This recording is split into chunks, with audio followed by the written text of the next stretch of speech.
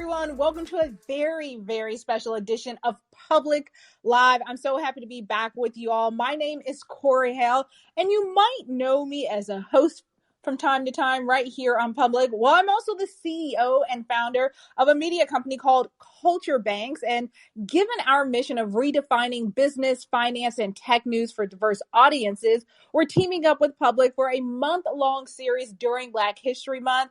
And this is the final day of the month, so we're leaving you guys on fire. This is going to be a great discussion. So far, we've covered the history of Black Wall Street, Web3 opportunities for Black creators, and the business of culture. As a reminder, you can replay all of those sessions. So just in case you weren't able to tune in live, we got you by tapping the magnifying glass in your Public app and scrolling to Public Live.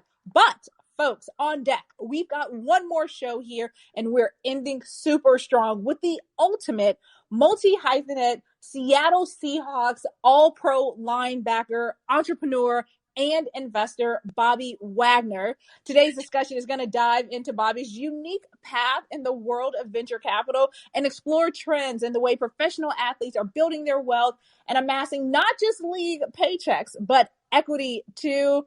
Guys, get excited. Bobby, welcome to the show. What's up? What's up? Thank you for having me on. I'm excited to be on. Well, we are excited to have you. And for those who maybe aren't quite as familiar with your incredible story and all of your athletic accolades, which there are many, there's one anecdote that I think is incredibly unique, and that's about an internship that you secured after becoming a professional football player. Can you tell us about how that opportunity came about and why you actually decided to pursue? I believe the internship you're talking about is the one with Microsoft. I got to Seattle, and as soon as you get to Seattle, you just realize how innovative the city is, whether it's Microsoft, Amazon, T-Mobile, etc. And there was a stat when I was coming into the league that 80% of players end up broke 2 years after being out of the league. And so after probably my first or second season, I was looking for an opportunity to do something different, but also expand my mind. And there was a opportunity to intern at Microsoft, and I felt like, why not? So I took advantage of it, and there was a couple guys that did it with me, but I just did it to learn. I did it to expose myself because, up until that point, 21, 22 years, I've just been sitting around football, and so I never really got the opportunity to be around anything other than that. And so a lot of it was just to gain a little bit of exposure into something that I wasn't familiar with, but also just expand my mind. And so with that opportunity, I felt like I made some really, really great connects that kind of pushed me to kind of where I'm at today. It seems like you probably did, especially with your role now as a partner at Fuse Ventures. And I want to dig a little bit deeper into this story because you really exemplify that growing intersection of business and sports. And we are starting to see more athletes kind of take this path into business. Specifically, though, you're pursuing venture capital deals, trying to claim your own stake in growing companies. As I mentioned, you are a partner at Fuse Venture, which expects to deploy about $100 million to startups. Can you just share why you wanted to get into venture capital in the first place? And I feel like there's a lot of venture capital, especially in the early stage startups, was kind of centered around that. And so that's kind of what attracted me to it. And then, you just seen a lot of opportunity there. If you found the right things and you were able to get that formula and get that team right with the right product, you were able to have some success. So I felt like it was just a space that I was definitely interested in. I had a lot of mentors that kind of showed me the ropes and try to help me understand, what it takes to be a successful venture capitalist. And just a lot of similarities in football that I felt, I could bring some of the stuff that I learned from football into this new world that I was trying to embark on. It's an interesting space when you talk about embarking in this new space of venture capital, because investors typically, they like to invest in people who look like them. They're from their community. specifically 70% of venture capitalists are white, 26% are Asian, and only 3% of them are Black. I guess we can notch it up a little bit now that you are also a venture capitalist. Not But by can you much. share? Well, see, I wasn't gonna say that, but it's Black History Month. We're gonna be candid. Yeah. Yeah, you're right. Not by much, to say the least. But can you share just about being a former athlete and providing, your unique investment approach, because you're coming at it from a different lens, not just as a professional athlete, but also as a Black male venture capitalist, and how that can create an untapped market opportunity for you. Yeah, I think it's twofold. I think one, like a lot of investors or a lot of people that look like us or look like myself don't even realize this world exists, including myself. I didn't even know this world existed until I got to the league, and then I started to venture off into Silicon Valley and things like that. And so some of it is just, again, exposure. So exposing kids that might not get this opportunity sooner than what they would. And so I think that's part of it. And then two, from a football side, I think a lot of it, the idea has been wrapped around that you only can focus on one thing and you only can do your sport and you can't be good at anything else. And, if you're doing something else, it almost comes off as you're distracted. But I think one of the best examples of that is Kobe Bryant. This is a person that from the outside looking in, he was super focused on his craft and he was really, really great at his craft, but nobody knew what he was doing behind the scenes. And so when he retired, everybody thought that he was going to have a problem, with, making that transition. But then we come to find out he wins Oscar, he starts a venture capitalist firm himself, and he does all these things. And as you listen to some of the interviews and talk to him, he had been building and planning that well before he was ready to retire. So I think that's kind of the message I push for athletes to just, find their craft and find something that they're something else that they're interested in. And this was something that I was interested in, and then put the work in. So, I read a lot. I try to reach out to a lot of people that's in this space that know more than me, and I try to pick their brain. And I think in doing that, people know that you're interested in this space, so they think about you, which I think creates another opportunity for you to be involved. And for me, it's like once I get through the door, I think the best thing to do is try to figure out how I can bring other people with me. I love that you mentioned that you start reading a lot, you start trying to reach out to people in this space, because shifting gears to financial literacy, this has become a core issue that you promoted both, in the locker room and the sports field, and for fans even off the field. I mean, you are right here on a public, and not just as an investor, but as part of the broader community. And I think we've all heard the tales and seen the documentaries that explore, both the short earnings timeline for many pro athletes that you alluded to earlier, as well as the lack of resources, right, available to athletes to build wealth over the long term. So when and why did financial literacy become personally important to you and a mission of yours? I just think probably the idea probably came when I read that article. I mean, I don't even know if the article was true, but it felt like it was when, they said, 80% of players end up broke, 2 years out of the league. And then you realize that our league specifically is majority Black. And so majority of the people that come from nothing, do all this hard work to get the money that they deserve. And then they just give it away, whether it's a financial advisor that doesn't treat them right or just making bad investments without the proper knowledge. And so I think that's probably what sparked my interest in trying to figure out what's my part in helping make sure this doesn't happen. And I think a lot of times one of the ways too is people to talk about different investments. Sometimes it's like when you have different ideas, different investment opportunities, you kind of want to just keep it to yourself because you want to be the only person that wins. And so a lot of it is just having those conversations with your peers and bringing them into the world and kind of sharing knowledge, because a lot of things that people know that there's a lot of things that I know that someone else might not know. And there's a lot of things that I don't know that somebody else does, but unless we have the conversation, it won't happen. And so I think it's a push to try to start early, try to get people understanding, finances, because we wasn't really taught that. When I was growing up, like I didn't know how to pay taxes until I got to the league. I didn't know how to write a check until I got to the league. Like there's a lot of things that from a financial standpoint that they just don't teach like in school as far as the real world, that I feel like it's important for guys like myself or whomever to kind of go back and express to the younger generation that these are the things that the school missed in trying to teach. And I think that's a passion of mine, because I want to see people do better, and I want to see people that's in my position, especially from an athletic standpoint,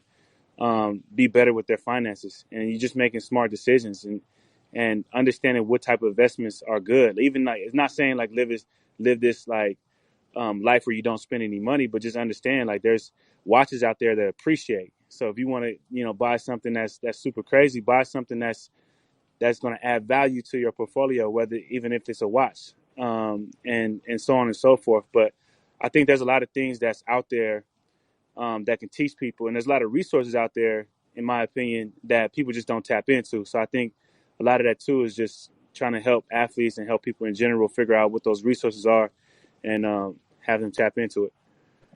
And perhaps what I hear you saying too, another reason that you have this financial literacy awareness, and also I want to thank you for your even transparency and vulnerability about not even knowing how to really pay taxes or write a check until you became a professional athlete, and it was on you to do so, because a lot of people don't even want to admit the stuff they didn't know in order to move into the area to know things. And once you know better, you do better, as they say. But financial literacy is super important to the broader conversation of wealth equity and wealth. Everyone that's listening right now, I'm talking about, this is an important component of Americans' economic status, especially when it's used to measure a person's net worth. And one of the main ways that people create wealth is from building a business that involves some type of large exit, whether that's through a venture capital fund, your own personal company that you may have started as an entrepreneur. And in fact, the Peterson Foundation found that among college educated households, white families had a net worth of $360,000. Latinx families had a net worth of $73,000. And Black families came in with a net worth of just under $60,000. I mean, that is well below the other ethnic demographics. And because it is Black history, Bobby, how important is it to put more founders, especially through Fuse, in the position to raise millions of dollars as a proponent, perhaps, of trying to get to this point of closing the wealth gap? I think it's really important. I think a lot of times, sometimes I think you mentioned it earlier, a lot of times people invest in people that look like them. So if there's no investors out there investing in people that like in Blacks that look like them, then it's not really going to happen. So I feel like my job is to learn as much as I can, establish as much as I can, and then always be mindful of whether it's me go out and do my own thing or whether it's the company that I'm a part of, is to make sure there's that mindfulness, because there's a lot of entrepreneurs of color, not just Blacks, but of color, that have amazing ideas, have amazing things that can push the needle forward, but they're just not getting that opportunity. So I feel like that's kind of my role, is to make sure that I'm conscious of that, and focus on giving people that look like me an opportunity to showcase what they can do, because a lot of the time that's the difference between somebody succeeding and not, is the belief and having somebody that believe in them. And so I think that's my goal. That's my ultimate goal, is to get to a position where, I have my own fund. I'm able to do whatever I want to do and invest in whatever I want to do. And so until then, I'll do it with my own money for now. And so I think that's the goal. And the more people that do that, the more people that's conscious of that, I think we'll begin to move the needle forward.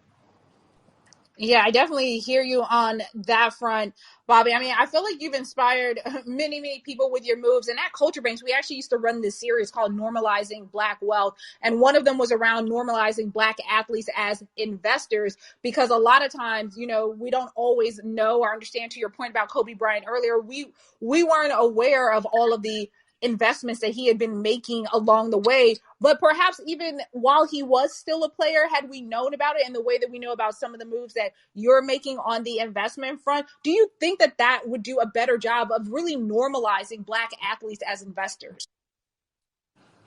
I think that we got to speak about it, not just the wins. We got to speak about the wins and the losses. I think sometimes that's the thing too, because like I said before, a lot of times people don't know what they're doing. They want to keep it to themselves. And so I think a lot of what needs to happen is people need to see, what success looks like. People need to see what failure looks like, because sometimes the success comes after failure. And so when people see that process, it gives them the confidence to do it do it by themselves. But, I think a lot of it too is just like understanding that, we're in a position that we're more than just the sport that we play.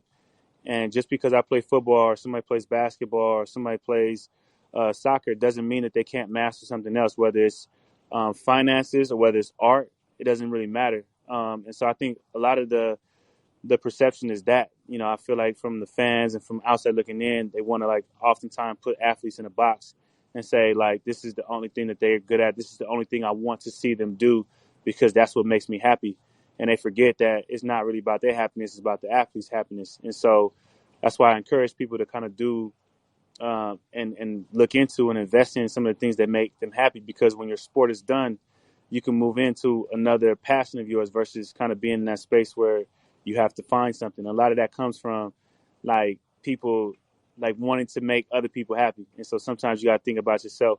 And so that's kind of what I push. I feel like, athletes need to start taking um, more interest in everything. Like you can be focused in your craft and learn something else, but you just got to put the energy into that something else. And business is what I decided to put my energy into. And, my goal is to be a better investor than I was a football player.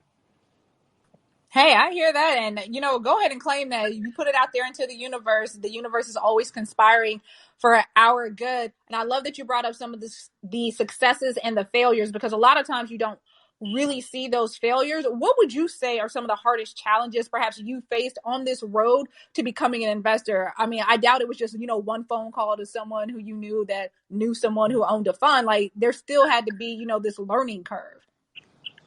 Yeah, I mean, I think the hardest part, well, not really for me, but I think the hardest part for most people is you have to humble yourself. You come into a space, let's call it football, where you've put a lot of hours in and you're really, really good at it. And then you try to go into a different world, and you're going into a world where people have spent hours and hours to master their craft. And so you have to be willing to put those same hours in, and be humble enough to know that you don't know everything, and you don't know everything in this space, and you can't pretend to know everything in this space. And whatever level you are in your sport, it does not matter when you enter into a new sport or new space.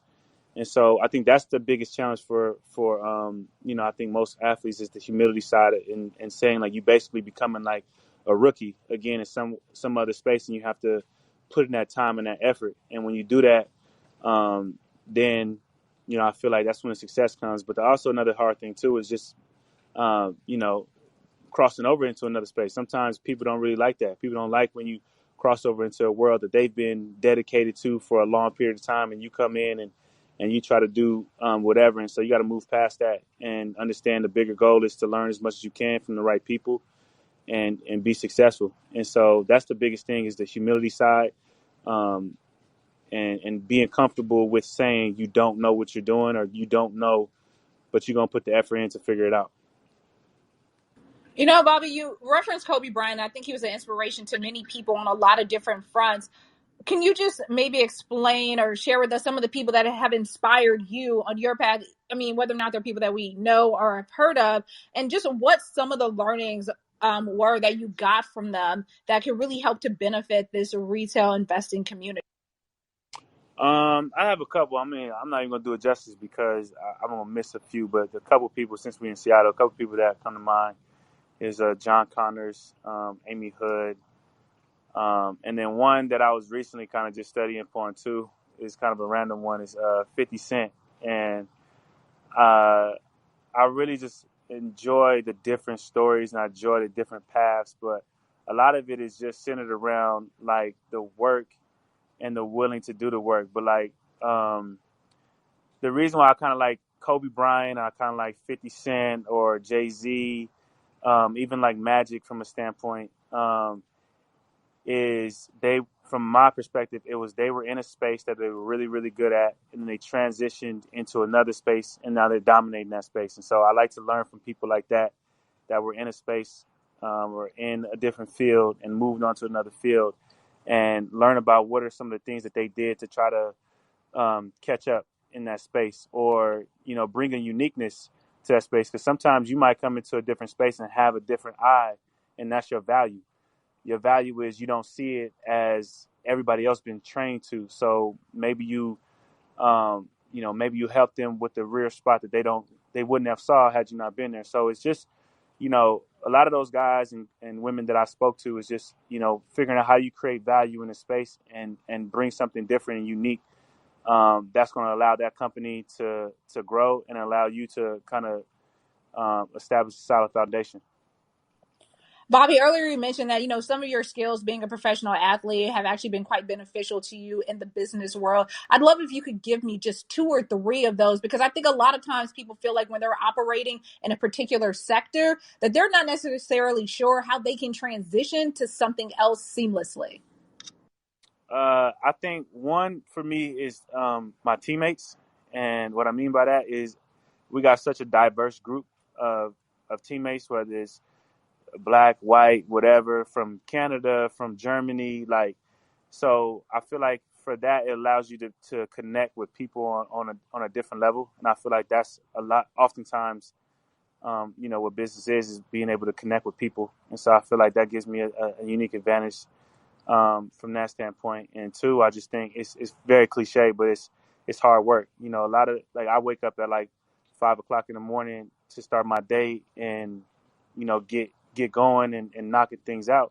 And when I crossed over to a different field, I noticed that all the successful people were on the same wavelength as I was. And so they were, a lot of people waking up at 5 a.m., getting emails out, making phone calls, establishing everything right before, people got into work. And so I feel like that mentality and that work ethic translates into that field, as well as being able to deal with people from different backgrounds. Definitely. And I can't agree with you more. I'm also an early riser. I mean, there's a reason they say the early bird gets the worm for good reason. I'd love to just pick your brain on being optimistic, right? When you think about what's next, what's ahead for your venture fund, for your plans in business, what just keeps you motivated, keeps you going and extremely optimistic about this space? I mean, I still feel like there's so much for me to learn. I mean, I just, started doing it probably several years ago, but there's still so much for me to learn. The reason why I wanted to join Fuse was because I wanted to understand how software as a service companies really work. Because there's a lot of companies that handle the back end of things, of some of our favorite apps or favorite products, that we have no idea that this business exists. And so, understanding some of the work that happens on the back end is a passion of mine. And just trying to figure out how we can get ahead of some of the stuff that's moving forward. Like, what is the metaverse and what is Web3? What is that significance going to be like in 5 to 10 years, and things of that nature, and be early at it versus kind of fight it, and then once it's here, it's like then you're trying to play catch up. And so I think those are some of the things that excite me, and some of the things that I have a passion for, and then ultimately, being able to raise my own fund, being able to, own a team, and being able to be an example for people that he handled his finances the best way he could possibly do it, and it grew instead of decline after he got done playing. Bobby, I love hearing you talk about wanting to raise your own fund, because there are not enough Black fund managers out there. Though we have seen a rise of them in the past 2 to 5 years, we could still use so many more people like you. I actually have some LPs in mind for you, but we can connect outside of this who would be very interested. In order, though, to conclude things, because we don't have much time left with you, I'd love to just get some insights on what you've gained having such a diverse professional background in sports. We talked a little bit about, what you've taken from the field and brought into the business world, but are there some things that you've actually learned on the business side that have had a positive impact on your athletic side? I think the biggest thing that I've probably learned through John Connors and Amy and different people that helped me was I took time to learn the business that I played in. And I think that's the biggest thing that I felt like I wanted to take away from a lot of this exposure, was to be able to understand the business that I deal with every single day. And so I think that embarking on this journey gave me the confidence to negotiate my own contract. And I think in negotiating my own contract, I found out a lot of stuff about the league that I probably wouldn't have done had I not negotiated my own deal. So there's a lot of stuff that I understand about the business and am conscious about the business because I exposed myself to doing something that most players just leave to agents or leave to someone else to do. I took it upon myself to learn that, and that's something I'm proud of, to be able to say that I understand the business to an extent that I play in, and not just on the professional side where it's tackling, blocking, scoring touchdowns, but I understand the business on the back end and what it takes to drive this league and where I fall in when it comes to this league. It's always great to know where you're at in the hierarchy of any organization. Bobby, I felt like you played it down a little bit in negotiating your own contracts. I also read that you are still one of the highest paid athletes in your position and the only one who's negotiating their own contract. So it is not just you're negotiating, you are doing an exceptional job at it. It's just a humble flex. That's all it is. Humble flex. We appreciate the humility here, but you say this is family. We're part of a retail community. You don't have to be humble with us. I let you do it for me. All right. Well, you know what, Bobby? This was a great conversation. I appreciate you for sharing your insight, your knowledge. You have helped many people out here on the platform today, and I can't thank you enough for joining us. Thank you. I appreciate it. This conversation was fun. I look forward to doing more. All right, perfect. And thank you everyone else for joining us today. This series has been so incredible. And more than 5,000 of you have tuned in for these important conversations. That's actually not including the thousands that tuned in today. But I know I'll see you on other public lives. And if you're interested in diving into these and more topics, you can check out culturebanks.com. Enjoy the rest of your day. If you would like to see more content like this, subscribe to our channel and download the public app where you can listen to these sessions in live time.